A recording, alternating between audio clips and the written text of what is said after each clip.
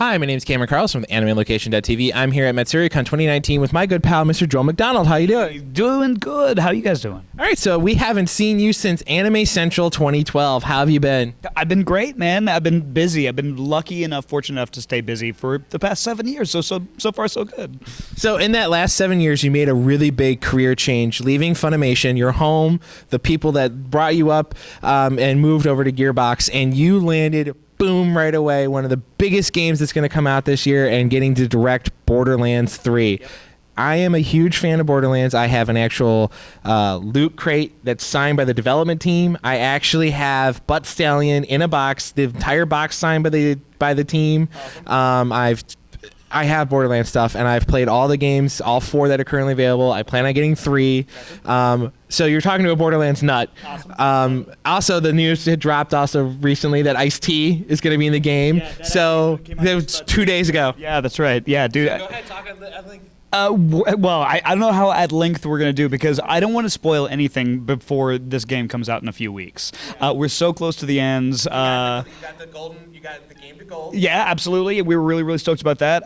But yeah, we got to work with Ice-T and a couple of other big names that are awesome. And of course, a lot of the returning cast and some new characters as well. We're fortunate to have, I think, just one of the best casts that I've seen in a while. And really, really fun to work with. Of course, Ice-T will always hold a special place in my heart. Like, directing Ice-T was phenomenal and wrought many stories.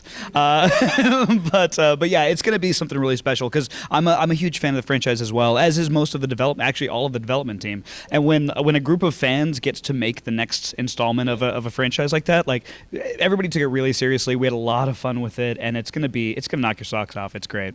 Really, I can't wait to hear it, because it's just I'm friends with everybody that's on the cast. Yeah. I'm friends with Jamie and Tatum and you, and then of course Eric, like all these wonderful voice actors. You got Mr. Karen Strange to come on board, which was awesome. Karen brought a lot to that part too, because like we auditioned several different kinds of people. We weren't really sure what we wanted with the character as far as accent and dialect, or whether or not we wanted that kind of thing. And we were mostly shooting for the attitude, and Karen submitted an audition that just blew everybody away. And we started learning a lot about the character, and that's one of the things I really like about Gearbox, is that because all these characters are living, breathing, in development kind of things, we get to work with the actors to help shape and craft the performance, and kind of decide as we go what's working, what's not working, and kind of craft a character around that. And Kieran brought epic amounts to the table. It was fantastic, because we've been friends with him long ago, and it was and through the transition and everything, so it's even better. Like, it's awesome. So a big project, again, is that you get to work on My Hero Academia.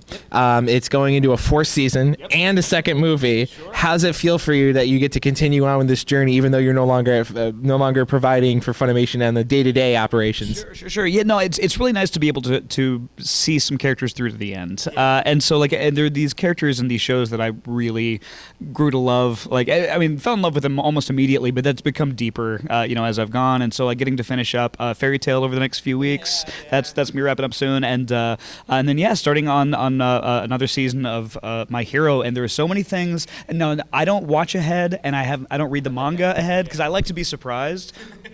But I've heard some things, and I'm looking forward to the next season. It's gonna be really fun.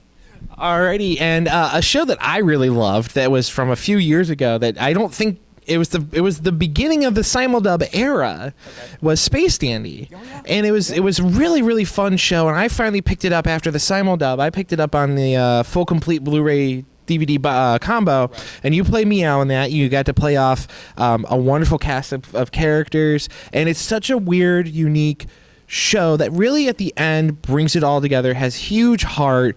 What was it like playing Meow, and especially the zombie episode? Dude, zombie episode's one of my favorites. That one, and when you go and meet Meow's family on his home planet, that was one of my favorites. But like, getting to work with Ian and Tatum and Allison Victorin and Micah, and then just like a revolving door cast of like some of the funnest names. Yeah, dude, it was fantastic. And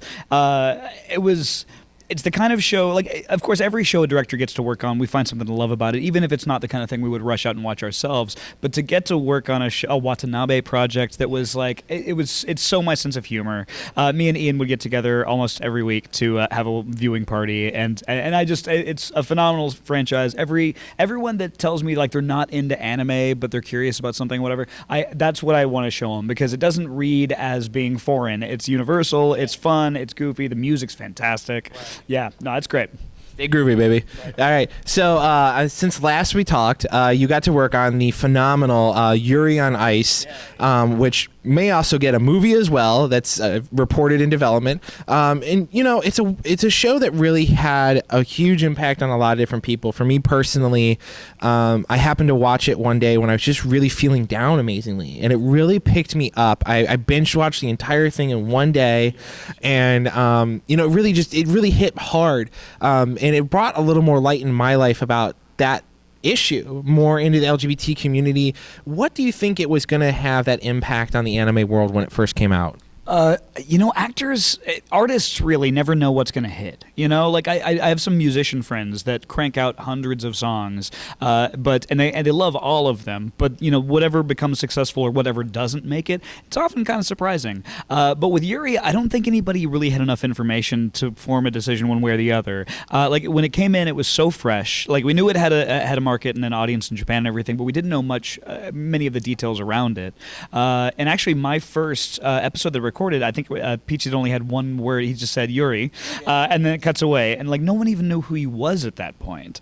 And yeah. And so, you know, as the way, you know, the story kind of grew and we got to learn more and more about ourselves and our characters and the way that we were supposed to interact and kind of shape this world, it started getting really exciting because we knew it was fun and we knew people liked it, but then we started to kind of get to learn on our own why, and how deep that rabbit hole went. And there's a lot to it, you know, and I think about people kind of assign their own, you know, issues and, you know, to it, and it's very universal in that regard. But yeah, just every time you think you have it figured out, it switches on you. Yeah, I love that.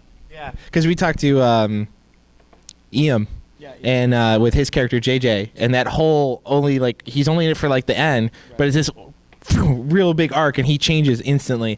So really another fun series and show that I love is Black Butler, and you get to play in both the movie and the second and part of the second and third, fourth seasons. What was it like being a Grim Reaper with a lawnmower? I love Ronald Knox. I do. He doesn't want to work overtime. Like, he's got a great attitude. He doesn't yell much. That's nice.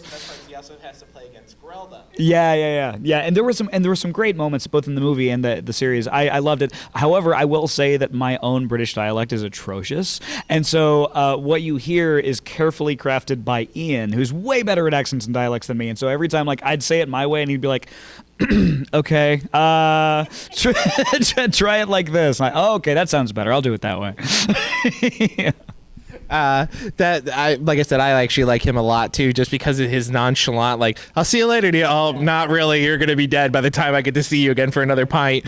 So another fun show that you happened to direct was Bento, which is all about getting half-price bento boxes. How much fun was it to work on that show? And then on top of that, do that little ninja fight with Justin Rojas and when they were setting up the new Flower Mound studio, because I remember it was all open. I was like, there's no one working in there. Like, where's this random building? I was like, oh, it's a new studio. No, actually, we'd been in that studio for a while at that point, for several years, but that was what we always called the skating rink area, because it was just this big open concrete floor kind of thing.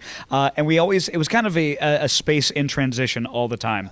And so we'd never really had it didn't have a dedicated purpose. Now it does. It's, you know, of course, the company's grown a lot, you know, and you know, the Sony merger and all that kind of stuff. And so things have definitely fleshed out a lot up there. But yeah, that was a fun space for us to kind of get to do little passion projects like that, which we really enjoyed. And I used to work, dabble in stage combat and stage combat direction when I was in high school, and a little bit in college. One show afterwards, two. Anyway, but so when we started talking about a way to kind of just, you know, to have fun, show our love for the property, like, we started talking about that. And of course, Justin has decades of martial arts experience and training, and so he and I got together several times and worked on something, and then got a bunch of people together to shoot it. And it's a little silly, but I think that's what we were going for. So it was fun. I liked that. Well, it's in the vein of the show, you know. Like in the beginning, you're introduced to this hard knock, like, if you can't beat it, you're gonna die, you know, like, not get get your half price, but then later on it starts to soften, but there's still that serious tone about trying to fight for Bento, but there's that softer tone once you meet more of the characters and get into it. So I think it fit perfectly.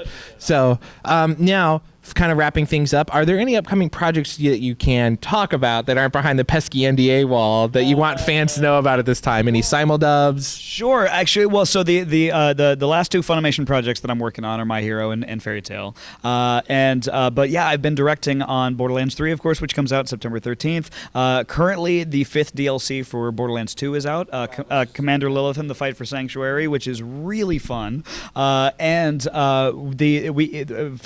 Gearbox has a new writing team that's taken over for Borderlands 3 and future titles and the DLCs and everything, and they are, having worked with them really closely for over a year now, like they're phenomenal about maintaining the integrity of the tone and the spirit and the fun of the franchise while still growing it in new directions that hopefully are unexpected and cool for the audience. So it's going to be great. Awesome, man. Now, I know you and I both know how to keep up online via Twitter if we want to keep up with you. But any other places that we can keep up? And then a final message for fans. Really, Twitter's it. At yes, 2 ads. I technically have an Instagram and I technically have a Facebook, but I don't go there. And final message. I like talking to you guys. I like talking to fans at conventions. I love getting to meet people because we work in a vacuum. We work in a booth, and then it's sometimes years later when we meet someone that's actually watched what we worked on. I just hope everybody enjoys what I and people in my industry get to do. We're having fun. It's coming out fast these days, but keep watching. We'll keep making it. All right, Joel, it's been wonderful meeting you. Thank you so much again, my friend. Absolutely. Thank you.